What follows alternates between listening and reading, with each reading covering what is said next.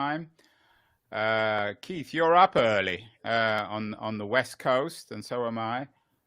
It's been that was the week that was. It's been an Apple week on many fronts.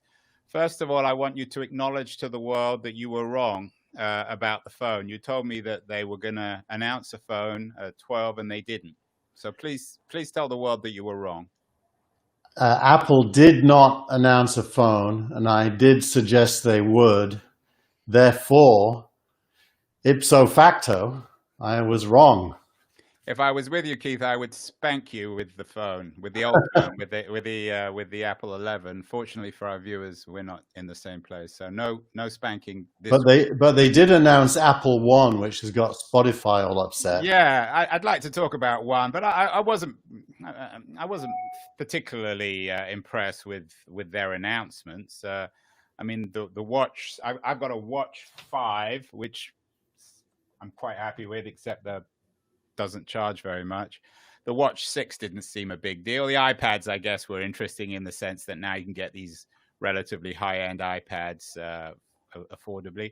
It just seems as if, once again, Apple is entering the mainstream when it comes to electronics. That high-end legacy that Jobs cultivated seems to be disappearing, and they are, if you like, a high-end mass-produced electronics company. Is that fair? I don't think they're a mass-produced electronics company. I think they're an incredible, extension to human capability company. I think Apple thinks about people more than any other company. They do stuff that they think people will want. So, they break your head down into the ears. So they give you something for your ears. They give you something for your eyes. They give you something for your fingers. And they help you use your ears, your eyes, and your fingers all together to make your life easier to navigate. And I think they obsess with enhancing humanity. I think that's at core who they are. And I know that. I mean, I don't know if there's a little Apple person there paying you. I mean, I like Apple. I'm surrounded with as many products as you are. I've got about 6 or 7 on my desk. But enhancing humanity is a bit over the top, isn't it, really? I mean, they're a good company, and they certainly do less damage, I think, to the world than Amazon, Google, or certainly Facebook. But enhancing humanity is a bit of an exaggeration. Well, if you go back and look at some of the Apple justifications for products, all I'm really saying is their thought process is a combination of sociology and psychology, which then creates product from tech that's viable. So they're not a tech company. Tech serves them. But they're really trying to answer the question: what can we sell people that they will love because it does something they want to do? And I think that's fair, but I still think that's true. That's true of a lot of companies, and doesn't make every company a humane one. And as we will discuss in this conversation, there are lots of problems, not only with their products, but with their services. And after all, when the whole history of this mobile smartphone age gets written, if anyone's going to get blamed for the addictive quality of the products because they're so brilliant, it's going to be Jobs. He was the one who invented the whole sector. Yeah, I think food's addictive, right? Oxygen's addictive. Anything that you want is addictive. Well, I don't think that's fair. I mean, oxygen isn't addictive. Oxygen is essential. Without oxygen, we die. Without cell phones, we don't die. Without food, we die. But the reason we there's some things that we have to do and we resent it. An iPhone isn't one of those. Well, you got 3 kids. I mean, how many times have you cursed Steve Jobs in your mind when they spent 18 hours sitting in the back of a car or at the dinner table staring at their iPhone and refusing to even acknowledge your presence? I don't think I ever swore at Steve Jobs in my mind when I saw that. But obviously, you've got to you've got to try to, all parents try to make teenagers not teenagers, and we all fail, right? So I've done it lots, but it's an endless task that you never win at. So it's self-defeating, and eventually they kind of grow out of it. Keith, I thought actually that the announcements this week, the one announcement that was really interesting was the Apple One, this attempt to sort of package all their different subscriptions together. I subscribe to all these things, so I'm thrilled about it, even though I'm not quite sure of the logistics of whether they'll do it automatically or whether I have to go into my account and put all these things together.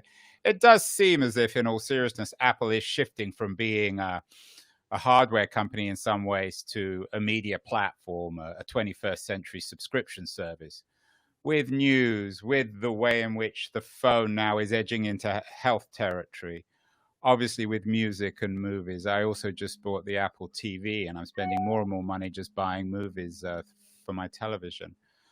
Is that fair? Is Apple itself becoming, I guess, with Google, the preeminent information entertainment platform for the 21st century? I think it's the way it talks about it is it says we are growing our services business. So what are those services? Here's what I pay for. I pay for a 2 terabyte iCloud storage. Me too. Right. That's a family plan for me. I pay for a family plan for Apple Music. Me too. I bought an app. I've got 4 Apple TVs, one on each TV in the house. I got 2, but one is inactive. And I subscribe to Apple TV Plus, which actually has good shows, just like I subscribe to Netflix. Oh, that's free, isn't it? I subscribe to Apple News. I do not subscribe to Apple Arcade because my kids are Xbox players, but that's going to get thrown in. Now, my total spend monthly with Apple, therefore, it's probably about $50. It's going to come down to $29.99 with Apple One. But these services are not designed for people like you and I who are already Apple fanboys. I guess they're designed for the kind of person who might be spending $10 for one of the services, Apple News or Music, and decides, well, I'll just buy the whole lot. Yeah. Now, interestingly, the newsletter this week, I published 2 things from MG Siegler and one from Fred Wilson, who wrote their stuff before the Apple event, and they're focused in on Apple and Google actually as duopoly owners of the world's primary software distribution system, the app stores, and are whining that this is in the case of MG, he says Apple is trying to avoid competing with other apps than its own by making it hard for them to make money, which I think is just a wrong point of view. And Fred Wilson is complaining that on behalf of Coinbase, which he's an investor in, that Apple doesn't, restricts what crypto companies can do on the App Store to the detriment of his company. So most of the narrative has shifted from good Apple to bad Apple, which is really interesting to see. And especially in MG's case, he's been an Apple fan for a long time on the record. So that's a pretty major shift for him. And I take issue with it in the newsletter because I list all of Apple's products that are not as good as rivals. Like Pages isn't as good as Word. Numbers isn't as good as Excel. There's Photos has Adobe Lightroom as a competitor. And Apple doesn't do anything to inhibit those other businesses. It just wants to take a share if it drives revenue to them. Well, it does. If you use the example of music, if you own the watch, they make it really hard to put Spotify or any of the other music services on the watch. It's the same with Audible. I like to listen to the spoken books, and it's really hard to get Audible on the watch. But maybe the watch is a special case because it's a small device and doesn't have a lot Yeah, of but power. I don't think I agree with you. My wife uses Audible when she's swimming, and she has to get the audiobooks onto an iPod, Yeah. an old iPod, right? Even that's hard, and that's an Apple product. Now, that isn't to do with Apple. That's to do with the software quality that Audible and Spotify write. Well, but let's talk about the watch, because it's an interesting case where they have a wonderful product. Everyone would agree. It syncs with the rest of my products, so I use it on walks, so I don't have to carry my big iPhone. But they do have me, so to speak, in their pocket. Apple. I'm totally reliant on them, and it's one of the reasons I listen to Apple Music, and it's one of the reasons why I use all the Apple services, because they make it really good to be on the watch. Now, I guess your argument will be, well, if you don't like Apple products, buy another watch. You could buy one of the Android watches. I've done it. I've got an Android phone here behind me, and I used to have, I've forgotten the name of the company now, but a different watch than the Apple Watch, just to see. And I can, it's funny, it wasn't as good an experience, so I stopped doing it. Now, I do, on the other hand, hate Apple Mail, and I use Gmail on my phone, and there's no problem. I can use Gmail on my phone. Well, I don't know why you hate Apple. I mean, that's another subject. I like Apple Mail because they don't spy on you. I like their business model for that, and that's why I'm a big admirer of Apple. We talked about this in last week's show. No, but coming back to the core of your newsletter this week, the debate with people like MG Siegler and Fred Wilson. Both these guys were early cheerleaders of Apple. What did they expect? The more successful Apple becomes, the more unavoidable this dilemma, I guess, is the best way to put it, ethical and business dilemma for them. They own the candy store. That's just the nature of things. So you have to expect that they'll put their own candy in it. The trend there is interesting. So iOS 14 came out this week. Yeah. And you can now change Safari and Apple Mail from being the default clients for those services. So the trend is very much Apple facilitating competition. Would it be fair to say, and maybe this is a rather naive question, would it be fair to say that Apple gave up on the browser war years ago? I mean, no one uses Safari, do they? Seriously? There's a lot of reasons to use it on the Mac, because it blocks third-party cookies and it's faster. Chrome on the Mac drags your CPU down. Yeah, but we couldn't be having this conversation on Safari. It wouldn't be as we could actually, because it kind of works, but we aren't. I mean, I don't know anyone who uses Safari. Okay, let me rephrase the question. Does Apple care about Safari? Does it matter? Are the browser wars done and dusted? I mean, it's all iOS now. I think it does care about it, Andrew, but for a different reason. It cares about it because it's one of the best ways for it to deliver on its privacy promise. And they can't really control what Google or anyone else does in their browser. Whereas on Safari, they can bake in rules regarding advertising and cookies and tracking, and give end users a chance to control those rules. So I do think they care as part of their strategic approach to privacy. But if Tim Cook could just flip a switch and everything was iOS, everything was mobile, everything was App Store based, he would, wouldn't he? I mean, isn't that in Apple's interest? And it seems as if the two products and the two software systems are becoming ever increasingly indistinguishable. Yeah.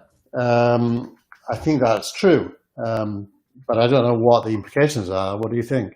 Well, the implications are that the walled garden becomes a formal reality. We move away from the open web, and Apple owns everything, or Apple and Google owns everything, because on iOS or on mobile, browsers are essentially irrelevant. The web is irrelevant. Isn't that fair? I'd say as a trend, yes. So everything, so Apple owns the front door through their devices and through iOS on my entire digital life, from Apple made television to healthcare to information. Everything is owned by either Apple or Google. So we have this, what you call a duopoly. And you can't again this is a theme we come back to time and time again, Keith. You can't be celebrating this. This is not good. So I don't want to bash Apple, but this is not good for startup guys or investors like yourself. So let's just remember all the context, and then I'll answer the question. So originally, before there was Android, there was iOS, and Apple decided the iOS was a web-only device initially. So the first iPhone had a browser, and the only apps on it were Apple's apps. So the world ganged up on Apple and said, we want you to let us build apps that we can put on the phone. We don't want to just do web apps. We want apps. Now, at that time, it was possible, it still is, by the way, to go to a web page that is effectively a web app and bookmark it and save it as a clickable app-like kind of launcher. And Steve Jobs announced the App Store in reaction to developers wanting to put apps and said, okay, we figured it out. You can do apps. So there isn't only Apple apps. Now there can be your apps. And that roughly at that time, Android came along and from the very beginning adopted that Apple model of allowing developers to write their own apps and get them on the phone. And so they built an app store. That was the moment they went from web apps to proprietary apps. And that's what you are calling the walled garden. And they also chose to make it free globally, unless you charged money, in which case they wanted a share. Well, that's like charging someone to come into a store. Yeah, it's like charging Kellogg's for putting cornflakes on the shelf at Safeway, which is you mean developers as opposed to the public? Yeah, developers. Okay. If developers could get in the store for free, but if the public was paying the developer via a mechanism that Apple provided, Apple got a share of it. Right. If the end user was paying the publisher not using Apple's mechanisms, then Apple did not get a share of it, and that's true today as well. So I think if you really contextualize it, Apple is just. I don't think Apple is against the open web. They have a website, after all, where you can buy their stuff, but it is for the App Store as well. Well, their whole business model, which is a brilliant business model, and that's why they're the world. I don't know if they're still worth $2 trillion, but that's why they are the world's first $2 trillion company. Is the more of these devices we buy, and they make wonderful devices, the more they own us, because it's in most of our interests, particularly people like myself who aren't really hardcore tech people, to just operate on a single system, and they make it relatively seamless. So my watch, my phone, my iPad, my iMac, my MacBook Pro, they all work seamlessly together. But you sound like you're complaining about. No. I think you want me to be complaining. I'm not. I'm just explaining why their business model is so brilliant. Oh, it is. They own me, and as you would say, and this is a fair point, if I don't like it, I can go and buy something else. I don't have to use it. I could buy an Android, which to me is much less user friendly. But it does make them ultimately, I think, vulnerable to antitrust, doesn't it? Because in the end, DC is always miles behind, and now they're worrying about Facebook. There are lots of worries about that. We've talked about that in previous shows, of course, Amazon as well. But ultimately, the kinds of things that MG Siegler and Fred Wilson are raising, these are antitrust issues because they're using their strength in one sphere to benefit other parts of their business. Isn't this the core argument these guys are making? I think that is the argument they're making, but I think the facts don't bear it out. that's the problem. I mean, there is some truth to this. I mean, Apple now does control the front door. This comes back to the Epic issue we raised. Sure, you were right. Maybe Epic was being unreasonable, but Epic is also, or their products aren't particularly friendly to Apple, which is why Apple treated them like shit. So Fred Wilson, to quote him, he says, in what world does it make sense for two large and powerful companies to completely control software distribution on mobile phones? In no world does it make sense. It must stop. Make sense. So what does he mean? In a moral sense, in a business sense? I think he's not very clear on that. He's just sounding off. I mean, well, let's talk about it in a moral sense. I don't think anyone would argue that it's good to have two companies dominating an entire economy. But from a business point of view, from an investor, from people like Wilson's point of view, from early investors, stage A investors, it can't be good because these companies control the entire economy, and they can kill a company by, it's like America, the old joke. It's not a very funny joke about America. When America catches cold, Mexico gets pneumonia, and the same is true throughout the web. So what I say, Andrew, is in order to know the answer to whether it's good, you have to compare it with what was there before. What was there before was no companies could distribute mobile software to everywhere in the world.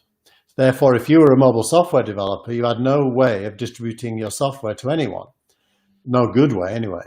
What Apple and Google built is, for the first time in the history of the human race, truly global distribution of software for free. I mean, it's just amazing. Yeah, but I'm not sure if that's if your argument is logical. Let's use the example of cars. So in the 19th century, everyone went around on horses, and then you had cars, which was clearly a massive leap, and they made life a lot better. But you're suggesting that any argument about cars, any argument criticizing cars for pollution or danger or monopolies or whatever it would be, can't work because the previous system was worse. I just don't see that as it does. You're right, of course, in the sense that the world we're living in now is more convenient and more fun, but that doesn't mean that the infrastructure doesn't exist to have a much more open app economy where which isn't controlled by these two dominant funnels. Well, you don't want that. Well, do you? you know what we're doing there, Andrew, and this is completely up your street. You're going to the whole Enlightenment dilemma. The Enlightenment, followed by the Industrial Era, led to innovation, and all innovation had bad side effects. All progress had bad side effects. Right. Even in medicine, they kill more people experimenting before they find a cure. So I think the price of progress is not 100% positive ever. So the real question is it progress? So you answered yes, the car is better than the horse, so it is progress, but it comes with all this other stuff. But it doesn't mean you can't criticize the car, and it does. You can have it both ways. You can criticize the car and not want to go back to the horse and cart. And I think we can criticize this and I think Apple is a relatively responsible company, and I would certainly trust Apple more than Google. But let me just. That doesn't mean we can't criticize this duopoly, this app world, because in overall terms it's more convenient and fun than it was 15 years ago. So I think if you want to play the role of a critic, yes, you can, absolutely. But the more interesting thing is not to be a critic, but to be an agent of change.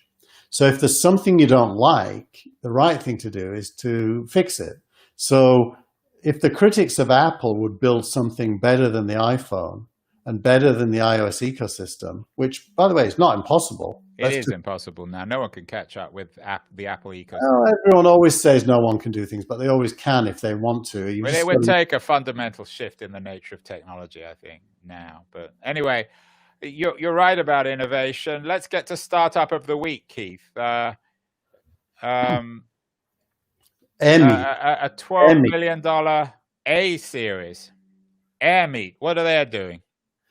It's AirMeet. The reason I picked them is for two reasons. The first is that they are in the virtual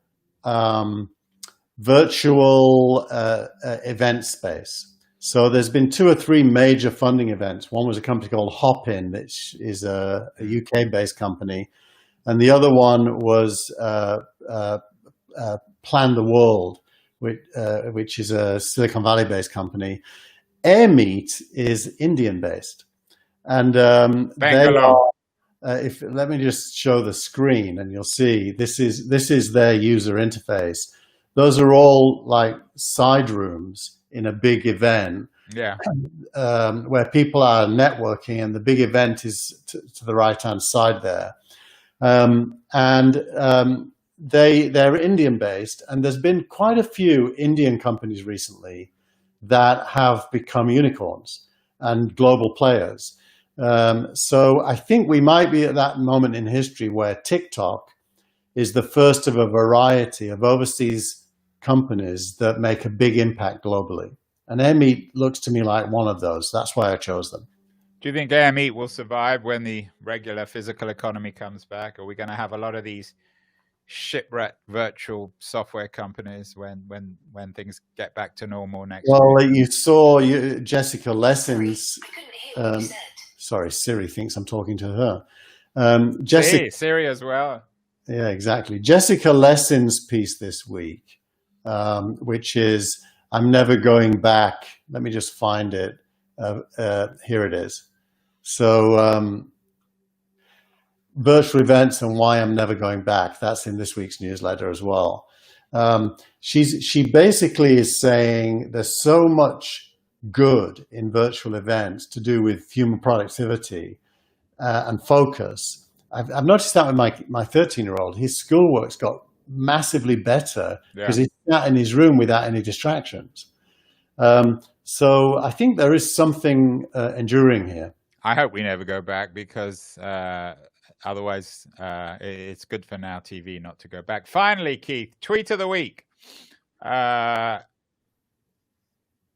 Let me get it. Hunter Walk, who I know is another of your people you admire. At least it's not Paul Graham. We haven't heard his name for a few weeks, fortunately. Yeah, here's let's see if I can zoom in a bit. So there you go. Almost 8 years into Homebrew, I don't think we've ever invested in a company that included an exit slide in their seed deck, which is a bit of an insider point, inside the venture community kind of point. But it's something lost on a lot of entrepreneurs. Entrepreneurs think that VCs are kind of these sharks that are just looking to make money by selling you to the highest bidder. And actually, most VCs don't want you to sell your company. They want you to grow it, probably IPO it like Snowflake did this week. I mean, Snowflake, which is also in the newsletter, has got to $550 million in revenue since 2012 and is now worth $68 billion. That is a way better outcome than selling your company. So putting in your slide deck that you want to sell to various people makes you a small thinker. And ironically, some entrepreneurs think it makes them VC friendly, but it's actually the opposite. Well, also, it's the kind of thing which is a bit of a dumb thing to do, isn't it? Because whatever you think about VCs, they're not stupid. And what could you tell a VC about an exit that they wouldn't already know? Correct. So what's the most, finally, Keith, exit to the exit conversation and an exit to that was the week that was this week. What's the most important slide in a seed deck? What's the key slide? I know you advise a lot of startup companies on there. I think the whole idea of a deck is absurd, but that's probably why I've never raised any money. I'm too lazy to even put a deck together. What is the key slide? Is it the first one or the last one? Depends on the investor, but for me, it's the end game slide. What are you building and why? End game meaning why you're doing what you're doing. Yeah. Well, if it all works out, what is it you will have built? So if Apple was doing this, they would say we're benefiting humanity. They certainly, that's their value. I think that is truly their value as well. That's their value system. But the end game is how they deliver on that. Well, what have they delivered and how do they deliver it? Well, I hope we delivered this week, Keith, on that was the week that was. We are certainly in the business, you and I, of improving humanity in that great Enlightenment tradition. And we will look forward to seeing everybody next week in September for more